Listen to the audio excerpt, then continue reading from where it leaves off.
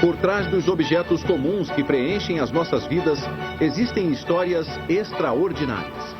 São histórias de pessoas reais, encontrando soluções engenhosas para problemas que você nem sabia que existiam. E elas nos levam aos quatro cantos do mundo. Mas que maravilhas industriais os objetos do dia a dia apresentam. O vidro, as bolas de golfe, o zíper, as latas de refrigerante, a troca de pneu de um avião a jato. 5 coisas comuns, 5 histórias extraordinárias, reveladas agora ao entrarmos nos bastidores e por dentro das máquinas, para descobrir como é possível.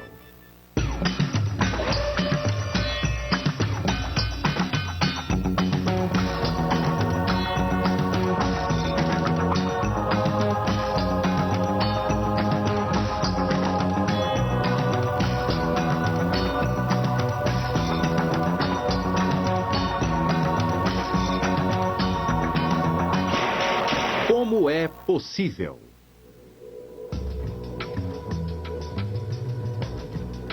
Invisível, mas essencial à vida moderna. Inúmeras vidraças deixam penetrar a luz e mantêm o vento e a chuva de fora. Elas são uma parte essencial da nossa paisagem urbana, embora sejam incrivelmente frágeis. Produzir uma vidraça sem riscos e clara como cristal requer uma precisão delicada. O vidro apresenta alguns desafios à engenharia que até os peritos admitem que os confundem. Fabricar vidro é classificado como uma arte negra por causa das partes do processo que nós, na verdade, ainda não entendemos em grandes detalhes. E então, como os bruxos modernos que fabricam o vidro conseguem isso?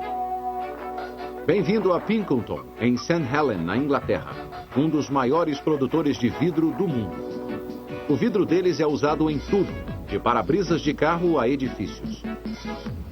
Antigamente, o vidro derretido era espremido entre cilindros para chegar ao tamanho desejado. Mas isso deixava riscos profundos que precisavam ser polidos à mão. Não é mais assim. Hoje em dia, a Pinkerton fabrica vidros começando do nada, sem nenhum arranhão. E fazer isso requer perícia. Tudo começa no que chamam de extremidade quente da linha de produção, a fornalha. Aqui o ingrediente principal é colocado, a areia. Mais de 50% da composição do vidro é de areia, e isso devido à maneira como a areia derrete.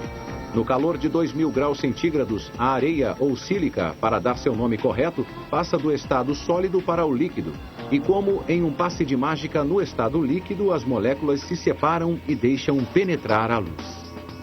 O problema é que quando ela chega a essa temperatura, fica instável, parecendo lava derretida. Então, um dos maiores desafios é encontrar formas de baixar o ponto de fusão e estabilizar a mistura. É o que fazem os outros ingredientes do vidro: o carbonato de cálcio, o calcário e a dolomita. Mas na fornalha o processo não está completo até o ingrediente final, tão importante quanto os outros e tão abundante quanto a areia: o vidro em si. O vidro moído se chama cullet. Ele é jogado na mistura de areia e pronto. Isso abaixa a temperatura de fusão para mais estáveis 1600 graus centígrados. E é nessa temperatura que o vidro que conhecemos nasce. Mas como se transforma vidro derretido em uma placa lisa e uniforme de vidro? A resposta, bastante surpreendente, é que ele é posto para flutuar em estanho. Este método de fazer vidro se chama processo de flotação e acontece dentro de uma câmara que tem todas as propriedades de uma bomba. Ali dentro, lingotes de metal são derretidos em um banho quente. A superfície da lata é perfeitamente lisa e quando se estica o vidro sobre a parte de cima, se produz a mesma superfície lisa. A razão para se usar estanho é que ele derrete em baixa temperatura e tem um ponto de ebulição muito alto. E por ser mais denso que o vidro, os dois podem compartilhar o mesmo banho sem se intrometerem no caminho um do outro. Mas aproxime-se com cuidado, porque para impedir que o vidro grude na lata, usa-se uma mistura pesada de nitrogênio e hidrogênio. A fita de vidro agora está lisa, mas o trabalho árduo não acabou. Esses rapazes estão prestes a mudar a largura do vidro. Para isso, ele precisa passar por uma sessão de esticadas e puxões, mais estafante que uma massagem russa. Está bem. Os cilindros de cima podem ser ajustados, empurrados, puxados, adiantados ou retardados. Fora do banho, o mecanismo é ajustado manualmente segundo dimensões precisas. Se a velocidade aumenta, o vidro fica mais estreito e mais fino.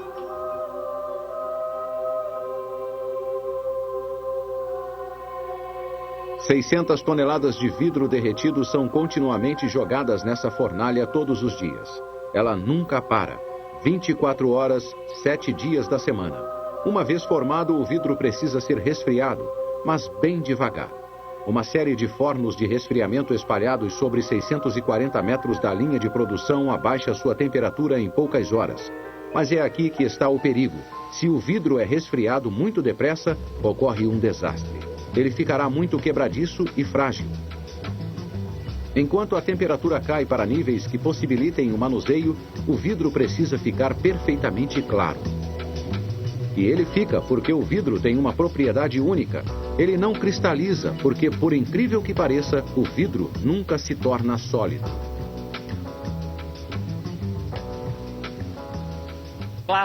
O vidro é classificado como um líquido superrefrigerado na medida em que nunca atinge completamente uma forma estável.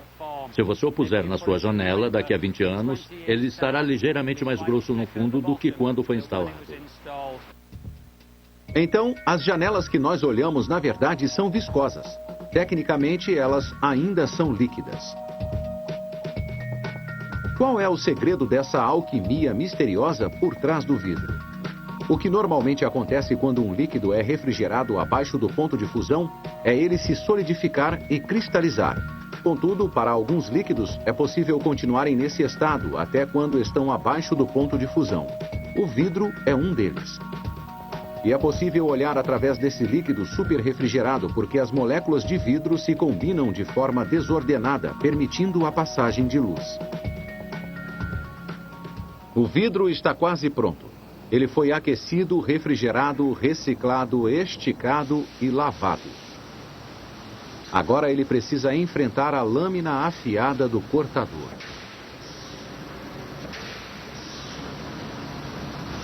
Cortadores automáticos cortam o vidro em cacos utilizáveis. Beiradas marcadas são eliminadas e ele segue para o armazém. Se não fosse cortada, a produção de um dia se estenderia por 30 quilômetros. E isso aumentaria o risco porque a velocidade do vidro que sai continuamente da fornalha tem que ser igual à velocidade do vidro cortado que sai da esteira e que segue para o depósito. E existe o perigo real de que todo esse trabalho árduo seja destruído por um passo em falso.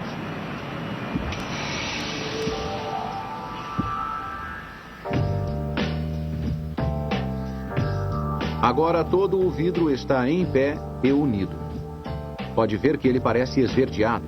Isso é intencional e algo que você deve agradecer. É devido ao óxido de ferro que foi deixado no vidro. Isso impede que os raios de luz manchem os tecidos, salvando seus móveis. Transportar vidraças enormes ao redor do mundo não é tarefa fácil. Eles precisam ser transportados por caminhões especiais que mantêm os engradados inteiros e bem presos no lugar. E lá vão eles para nossos escritórios, casas, carros e espelhos. Para nos proteger dos elementos, nos defender do perigo e nos dar uma visão mais segura e melhor do mundo. É incrível pensar que algo que consideramos sólido seja tecnicamente líquido, mudando lentamente enquanto olhamos através dele.